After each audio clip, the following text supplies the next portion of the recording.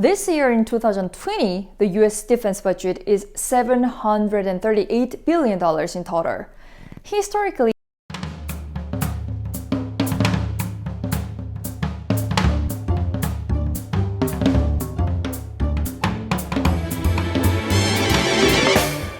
Hi everyone, welcome to Sharara TV. Today I'm gonna talk about the world's greatest country, the United States. I mean in terms of power. First, the US economy is the largest in the world, and I'm pretty sure nobody will argue about this. And the US GDP is about $21 trillion. It's much bigger than EU's total GDP. I mean the European Union as a bloc. And it represents 24% of the world's total GDP. It's a quarter, it's so big. How about trade? In 2019, the US total trade was $5.6 trillion. And America has the biggest market in the world, so every country is targeting the US market. The stock market as well. In New York Exchange Market, there are 2,400 listed companies. That is why you check it every morning.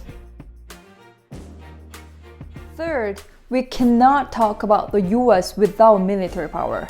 This year in 2020, the US defense budget is $738 billion in total. Historically, the US has been focused on the military power, but President Donald Trump does more. The US Army is deployed in more than 150 countries around the world. Whenever we talk about international conflicts, ethnic wars, and so on, we should think about the third party's intervention. And we cannot forget about US Armed Forces, Air Forces, and nuclear capability as well. What about language? As we all know, English is regarded as a universal language, and this is a key language around the world. Another reason for making the US a powerful country is the political belief. The United States represents liberal democracy. The US political news can be the news for the world. If President Donald Trump writes something on his Twitter, the world will focus on the message and try to find his intention. Next, let us talk about American exceptionalism. I'm pretty sure everyone would agree with the idea that the US is exceptional. Then, why is America so exceptional? As I mentioned before, America has a great power in terms of economy, military forces, and is influential on the other countries.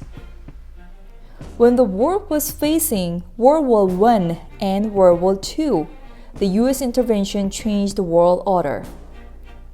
Also, there is an important reason for American exceptionalism: the fact that the US is an ideological leader in modern times. The liberal capitalist democracy.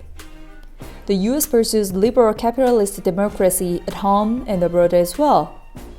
After World War II, why did Cold War begin? The US believes that it was because of the ideology. This is the essence of the US identity.